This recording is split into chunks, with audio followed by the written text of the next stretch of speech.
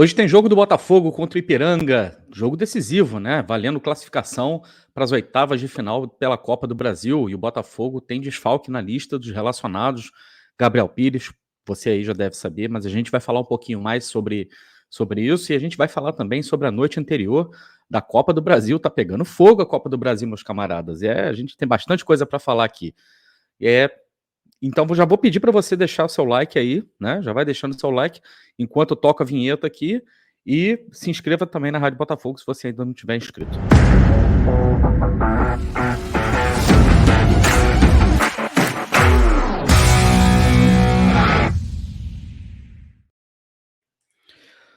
Olá, helenos e helenas, eu sou o Tarsilo Delfim, estou trazendo mais alguns minutinhos aqui de RB para vocês, para você que já conhece o nosso trabalho aqui, que já acompanha nosso trabalho, já está inscrito aqui na Rádio Botafogo, você já sabe como é que funciona o negócio aqui, é só você chegar já deixando o seu like aí, porque vocês não têm a noção de como isso ajuda o nosso trabalho. Só para vocês saberem como isso ajuda o nosso trabalho é por causa do seu like, que a gente ultrapassou a marca dos 47 mil inscritos, galera. É isso aí. A gente passou dos 47 mil inscritos graças a você, que está sempre junto com a gente aqui, deixando seu like. E quando você faz isso, quando você deixa seu like, compartilha o link também, porque eu sei que muita gente aqui compartilha o link com os amigos também, nos grupos de WhatsApp. Outras pessoas que não conhecem o nosso trabalho acabam chegando também e acabam se inscrevendo. E aí a família Botafogo, a família Rádio Botafogo, continua a crescer cada vez mais, uma família que só cresce, graças a Deus. E tem uma outra coisa também, né? Se você já está inscrito aqui na Rádio Botafogo, conhece o nosso trabalho e quer dar aquele apoio, aquela força extra para o nosso trabalho também, você pode se tornar membro da Rádio Botafogo por até menos de R$ 5. Olha só, gente. Com menos de R$ 5, você não toma uma Coca-Cola no estádio, você não toma uma cerveja no estádio, mal come um churrasquinho do lado de fora, não come, hein? Não come. Estou arriscando dizer aqui que do lado de fora do estádio você não come churrasquinho por R$ 5. Então, você pode se tornar membro da Rádio Botafogo. Tem outros planos aí também com valores superiores a esse, se encaixar no seu perfil e na sua disponibilidade. A gente agradece muito também, porque, mais uma vez, né, é com o seu apoio, é com a sua força, né, com o seu suporte, né, que a Rádio Botafogo consegue crescer, consegue se desenvolver cada vez mais, e a gente está caminhando agora rumo aos 50 mil inscritos. A gente quer bater os 50 mil inscritos e a gente quer contar com você, quer contar com a sua ajuda para a gente bater essa marca aí para a gente, que é muito importante. Beleza? Pessoal, na noite anterior, na quarta-feira, né, a gente teve uma rodada muito interessante da terceira fase da Copa do Brasil. E, para falar a verdade, né, deu meio que a lógica na maioria dos encontros, na maioria dos jogos, né? E eu vou até colocar aqui na tela para a gente falar um pouquinho, né, os encontros, né, sobre os jogos, né, e a gente vai falar também sobre os jogos que ainda estão por vir, porque o Fogão ainda vai jogar hoje à noite, né. No confronto entre Botafogo e Santos, deu a lógica, né, Botafogo de Ribeirão Preto, Santos já tinha vencido o primeiro jogo por 2-0, venceu o segundo por 1-0 na Vila Belmiro, aberta apenas para mulheres e crianças, porque o Santos cumpria uma punição por causa de invasão de campo no jogo contra o Corinthians, né, na Copa do Brasil do ano passado. América Mineiro venceu o Nova Iguaçu mais uma vez, né, tinha vencido em Volta Redonda por 2-1 e dessa vez passeou, né, contra o Nova Iguaçu por 5-0. O Curitiba, aqui sim, aqui a gente tinha o confronto mais equilibrado de todos. Você tem uma equipe de Série A, que é o Curitiba, jogando contra uma equipe de Série B. Embora seja uma equipe de Série B, é o Sport que está fazendo a final, né, da Copa do Nordeste, é o Sport que é campeão estadual, é o Sport que é forte pra caramba e que é favorito, na minha opinião, a subir para a Série A nesse ano. O primeiro jogo em Curitiba havia terminado 3-3 e o Sport acabou garantindo o 2-0 em casa. Anderson Moreira classificando o Sport e o Curitiba, que vem de um momento realmente muito irregular, começou mal o Campeonato Brasileiro, né, com 2 derrotas, e já teve troca de técnico. Antônio Oliveira, que era o português que estava lá, já foi demitido. O Antônio Carlos Zago é o atual técnico. Vamos ver como é que vai ficar a situação do Coxa aí no decorrer do ano, né? No confronto Náutico, né, e Cruzeiro, deu a lógica também, na minha opinião, o Cruzeiro muito mais tímido que o Náutico, principalmente com um trabalho do técnico novo, assisti o jogo contra o Náutico, o time corre pra caramba, é um time muito brigador, não é um time muito técnico, mas é um time muito brigador, e o Cruzeiro vem se erguendo no Campeonato Brasileiro e deu mais uma amostra na Copa do Brasil, né? O Galo confirmou seu favoritismo, mas foi um jogo, ó, meus amigos, ó, o Galo suou para vencer o Brasil de Pelotas lá no Sul, lá em Pelotas, com um golzinho no final, cara, no finalzinho mesmo, gol de empate, e o Galo garante a classificação. Nesse confronto aqui, Volta Redonda e Bahia, na minha opinião, vai dar Bahia, né? Mas não vai ser. Não acredito em jogo fácil para o Bahia, tá? O time do Voltaço, embora não tenha mais o Lelê, né, que acabou se transferindo para o Fluminense, é um time muito matreiro, um time perigoso, mas vai dar lógica aqui, vai dar Bahia. No nosso confronto, eu vou falar mais no final desse vídeo, mas estou aqui cravando que vai dar Botafogo, acredito muito na classificação do Botafogo. Aqui o Grêmio também tem tudo para classificar, né? Fez o resultado contra o ABC, o surpreendente ABC, que eliminou o Vasco na Copa do Brasil, mas foi superado pelo Grêmio por 2-0 lá em Natal. E o Grêmio jogando dentro da sua casa, diante da sua torcida, é muito forte, né? Soares também dentro de campo. Aqui eu acredito numa vitória do Grêmio. Flamengo, então, né, nem se fala, passeou em cima do Maringá, goleou por 8-2. Foi um jogo que o Flamengo, na verdade, se deu ao luxo de treinar, né, contra o Maringá. Pedro fez 4 gols, Pedro que está numa forma excelente, é o nosso próximo adversário no Campeonato Brasileiro, né? O São Paulo, né, arrancou uma vitória contra o Ituano, né, mas com um técnico novo, com Dorival, já no comando, já é a segunda vitória seguida, né, do Dorival. Primeiro jogo ele venceu por 3-0, né, o América Mineiro, e eliminou o Ituano dessa vez. São Paulo também classificado. Tem muito mais time, né, gente? O Ituano também foi completamente destroçado, né, depois do Campeonato Paulista, né? Perdeu vários de seus principais jogadores para vários clubes. Fluminense nem se fala, 3-0, passeou contra o Paysandu lá e aqui, né? O Remo fez jogo duro, muito duro contra o Corinthians, e o Corinthians conseguiu arrancar o gol, né, que conseguiu levar o jogo para os pênaltis, os 48 do segundo tempo com o Roger Guedes. E aí na disputa de pênaltis, o Cássio defendeu deu Corinthians, né, mas foi um confronto muito duro. Aqui vai dar lógica também, na minha opinião, acho que o Inter tem tudo para vencer o CSA, mas não vai ser fácil também. É outro jogo espinhudo, né, cara, aqui pro Inter. O CSA pode complicar a vida do Inter? Pode complicar a vida do Inter, né? Mas a tendência aqui é da Internacional. Fortaleza também já tinha feito 6-1, né, no jogo de ida, em casa, né, em Fortaleza, e foi lá passear contra o Águia de Marabá, treinar e venceu por 2-0. Aqui um dos confrontos mais interessantes da rodada, que o CRB fez um jogo duríssimo contra o Atlético Paranaense. O Atlético Paranaense que chegou ao segundo gol também no final do jogo e acabou levando o jogo para a disputa dos pênaltis. E aí o goleiro do CRB, meus amigos, foi o primeiro a cobrar o pênalti para o CRB. Cobrou o Bento, né, goleiro do Atlético Paranaense, defendeu o primeiro pênalti, o juiz mandou voltar porque ele tinha se adiantado.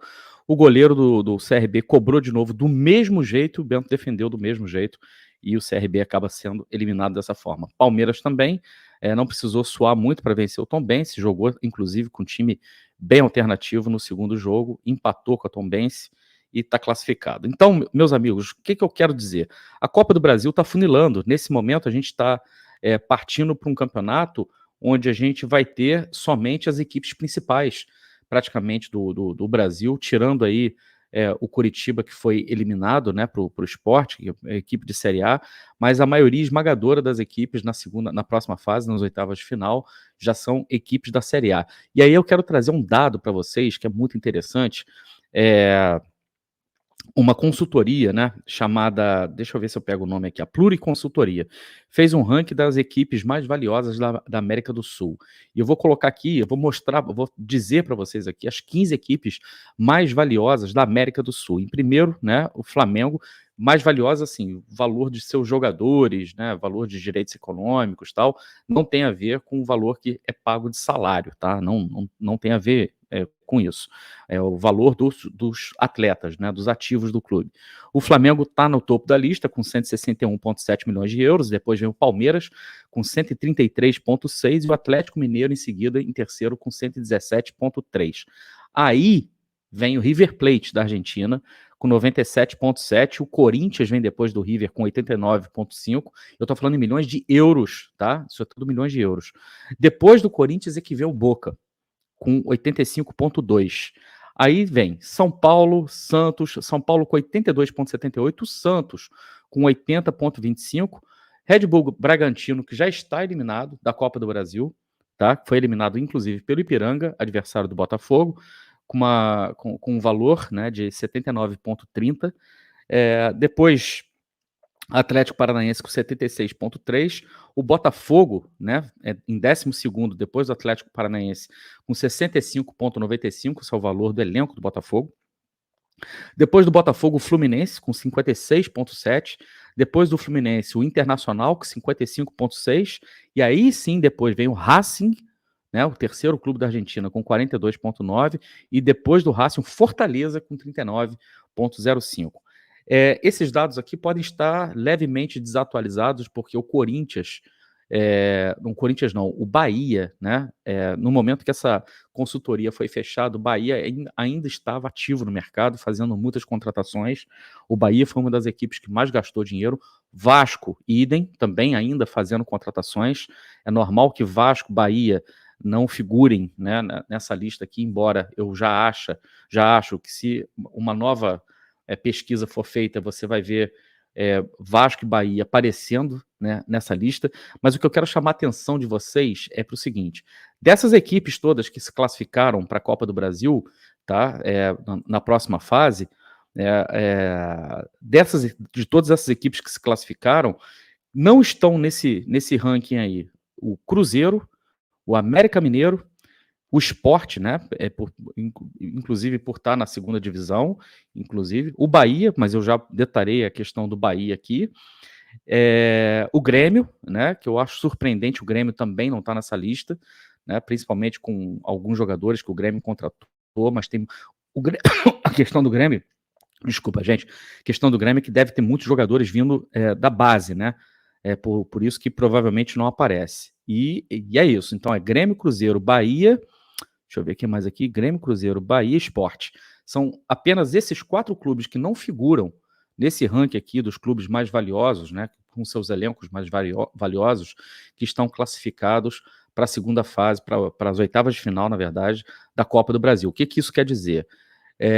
Folha salarial desses clubes, então, são folhas salariais muito grandes. Isso faz muita diferença, realmente, na hora que você tem confrontos com equipes que têm investimentos bem mais modestos ou investimentos inferiores. Não necessariamente a coisa se dá dessa forma. O investimento do Curitiba, por exemplo, é muito maior do que o investimento do Sport, mas o Curitiba não figura nesse ranking, o Curitiba também não conseguiu passar pelo Sport. Mas o valor dessas equipes faz muita diferença. E quando a gente vai comparar o valor da equipe do Botafogo, né, com o valor da equipe do Ipiranga, principalmente depois do Ipiranga ter perdido vários jogadores, gente, a diferença é realmente abissal.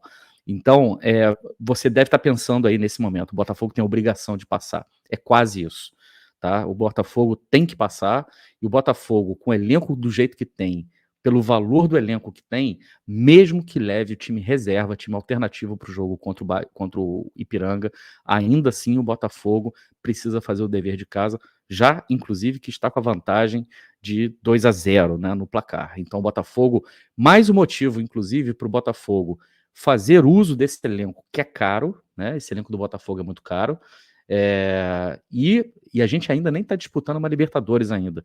Então, o investimento do Botafogo, estando em 12º na lista, é um investimento que a gente pode dizer que o custo-benefício desse investimento do Botafogo, por enquanto, ele vem se pagando. Por enquanto, ele vem entregando, digamos assim, aquilo que uma equipe nesse ranking é esperada a entregar. O custo-benefício de outras equipes pode ser questionado. Por exemplo, o custo-benefício do Santos é um custo-benefício que pode ser questionado. O Santos que começou mal no Campeonato Brasileiro, o Santos que teve... o Santos que passou pelo Botafogo de Ribeirão Preto, na minha opinião, o confronto regional e a equipe do Botafogo de Ribeirão Preto é muito ruim, gente, mas muito ruim mesmo. Mas o custo-benefício do Santos me parece um pouco perigoso, né? São muitos jogadores assim que o Rueda, presidente do Santos, gastou uma fortuna e são jogadores que não dão retorno. E tem jogadores que contam, né, para esse ranking aqui, que nem no clube estão mais, né? Como é o caso do Carabarral, que foi emprestado para o Vasco, né? O Zanocelo, que foi emprestado para o Fortaleza. Então, são jogadores que ainda são ativos do clube, ainda contam nesse ranking aqui, mas não estão mais no clube, né? Enfim, esse ranking aqui dá uma dimensão, mais ou menos, da importância da Copa do Brasil, de como a Copa do Brasil é competitiva e de quão alto está o sarrafo, né, para a disputa da Copa do Brasil. Passando para as oitavas de final, né, a definição dos próximos adversários se dá por sorteio. E aí, meus amigos, não tem mais o que escolher, não. O que vier, a gente tem que encarar, né, de frente. Vamos torcer aí para que a gente primeiro passe pelo Ipiranga, passe bem pelo Ipiranga e que a gente consiga depois, na próxima fase, né? Claro, eu quero pensar uma coisa de cada vez, mas passando para a próxima fase, para as oitavas de final, o sorteio não vai ter muito para onde a gente correr, não, né? Talvez tenha aí 2 ou 3 clubes que a gente possa dizer que o Botafogo teria muito mais chances de classificar, mas todos os outros a gente vai pegar exatamente os mesmos adversários que a gente vai pegar no Campeonato Brasileiro, não tem mais moleza, vai acabar a moleza, beleza? Rapidinho, uma nota então sobre Gabriel Pires, que mais uma vez ficou de fora dos relacionados para o jogo contra o Ipiranga dessa vez. O Gabriel Pires não havia sido relacionado para o jogo contra o Bahia. Aí começaram a surgir alguns boatos de indisciplina que Gabriel Pires poderia ter, sei lá, perdido a cabeça no treino, ter chutado uma bola para longe. Tá. Nada disso a gente pode confirmar, nada disso a gente pode dizer que é verdade, porque as informações de treino no Botafogo são extremamente fechadas, então não tem como a gente dizer nada com certeza aqui. O que a gente sabe é que o Gabriel Pires era um jogador que vinha sendo utilizado com muita frequência, né, pelo Luiz Castro, e o Gabriel Pires, ele começa a perder espaço à medida que o Eduardo começa a voltar, né? Até porque hoje eu não consigo mais ver o Gabriel Pires atuando como segundo volante, não na minha opinião. O Gabriel Pires hoje talvez seria o único jogador que poderia jogar na posição, dos únicos 2 jogadores que poderia jogar na posição do Eduardo, para poder fazer algo parecido com o que ele faz, mas ninguém faz o que o Eduardo faz. E na ausência do Gabriel Pires, provavelmente a gente vai ter o Raí. Só que o Gabriel Pires foi também deixado de fora para o jogo de hoje, mais tarde, né? Você que está assistindo o programa agora de manhã. Por quê? Porque a filhinha dele, gente, teve um acidentezinho em casa, queimou a mãozinha. Então, é bom a gente falar isso para dirimir qualquer dúvida de que o Botafogo pode estar em litígio com o Gabriel Pires, crise no Botafogo, principalmente em semana de clássico contra aqueles rivais. Né, que o pessoal adora ficar plantando notícia, adora ficar criando celeuma onde não tem. Então a questão é muito simples. O Gabriel Pires teve um probleminha pessoal em casa, a filhinha dele queimou a mão. A gente deseja que a filhinha esteja, né, já recuperada. A atenção dos pais à filhinha nesse momento é extremamente importante. Gabriel Pires é bom, inclusive, ficar com a cabeça ali na família. Como ele perdeu também treino, né? Ele acabou perdendo treino, isso é um detalhe importante. Como ele acabou perdendo treino, o Botafogo achou por melhor, né, deixá-lo de fora desse jogo contra o Ipiranga, fica ali com a cabeça na filhinha, tomando conta da família, dando aquele suporte. É isso que tem que ser também. Né? Se o jogador não tiver com a cabeça totalmente voltada para aquilo que ele tem que fazer, não vai funcionar também. Melhoras para a filhinha Gabriel Pires, beijinho nela, beijinho na mãozinha dela, logo logo ela vai estar de boa. E o Botafogo vai a campo, então, hoje, às 7h30 contra o Ipiranga. Eu vou estar aqui, tá? No pós-jogo da Rádio Botafogo, no Arquibancada RB.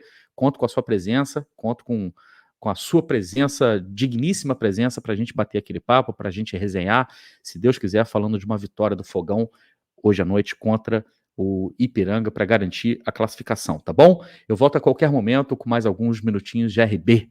Um grande abraço para vocês. Deixa seu like, se inscreva na Rádio Botafogo, considere tornar-se membro. Um grande abraço, tchau.